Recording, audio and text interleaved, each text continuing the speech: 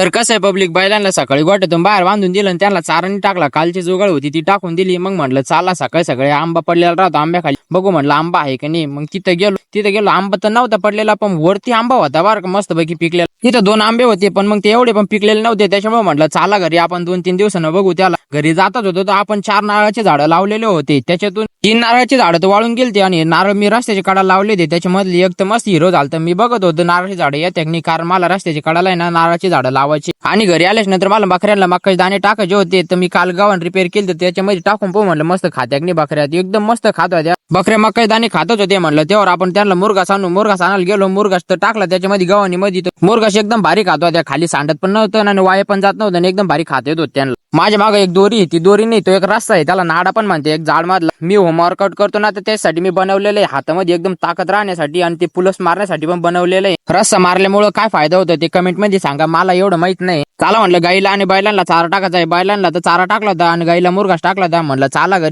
आणि बकऱ्या मस्त पैकी मुरघास खात होत्या गव्हाणी मध्ये। म्हणले यांना तर चारा टाकला, आता आपल्या कारुडीला पण गिन्नी गवत टाकून घेऊ म्हणलं। गिन्नी गवत तोडायला गेलो त्याच्यावर इतकं पाणी होतं आणि ते डायरेक्ट ऊसावाईन झालं, एकदम रस झाला त्याच्यामध्ये पाऊस पडल्यामुळे। तर ते इतकं जड झालं की थोडंसं पण गिन्नी गवत घेतलं होतं ते इतकं जड वाटत का डायरेक्ट विशेष नाही। म्हणलं टाइमपास करण्यापेक्षा त्यांना गिन्नी गवत टाकून घेऊ। गिन्नी गवत टाकलं होतं पण आपल्या गोठ्यामध्ये इतके गड्डे झाले, पूर्ण उन्हाळा गेला। म्हणलं आज टाकू मुरुम, उद्या टाकू, पण आपली सावडच झाली नाही मुरुम टाकायची। आता एखाद दिवस टाकणं मुरुम टाकू म्हटलं, नंतर म्हणलं आता मस्त पैकी निवांत बसून टीव्ही बघू। आपण आणलेलं होतं एक मुरमुऱ्याचं पॉकेट, म्हणलं आता ते तसं चांगलंच लागणार नाही, आपण काहीतरी त्यासाठी जुगाड करू। मग घेतलं एक कांदा आणि आपल्या शेतात लिंबुनीचं झाड आहे, एक लिंबू तिथून तोडून घेतलं मस्त पैकी। मग बसलो एका ठिकाणी, कांदा कापून घेतला, लिंबू कापून घेतलं, मस्त पैकी मिक्स करून घेतलं आणि कांद्याची जी घाण उरलेली होती ती वावरतच फेकून दिली, कारण आपण काही सिटीमध्ये राहत नाही। म्हणलं चला आता टीव्ही बघू आणि टेस्ट करून बघू कसं लागत, एकदम बाहेर लागत। तुम्ही पण तुमच्या घरी ट्राय करून बघा। आणि आमच्या बैलाची इतके नखरे, त्यांच्यासाठी टप मध्ये पाणी काढलं पण ते टप मध्ये पाणी पिणार, टाकीतच पाणी पिणार। आणि हा दुसरा बैल पण टप मध्ये 1-2 घोट पिले, पण मग त्याला टाकीतच पाणी चांगलं लागलं, त्या टाकीमध्ये पाणी पिलं। यांना पाणी पाहिल्यानंतर चाला म्हणलं आपण सकाळी आंबे पाहिले, ते आंबे वरती गेलो, ते आंबे तर कच्चे होते, पण वरती गेल्यानंतर दुसरा एक आंबा पिकलेला सापडला मला। म्हणलं आता यालाच खाऊ आपण, आणि हा आंबा दुसरा आहे, मागं व्हिडिओ मध्ये दाखवला तो आंबा दुसरा होता, हा आंबा त्याच्यापेक्षा भारी आहे। पूर्ण व्हिडिओ बघितलाच आणि व्हिडिओ आवडला असेल तर लाईक आणि फॉलो करून घ्या तेवढं।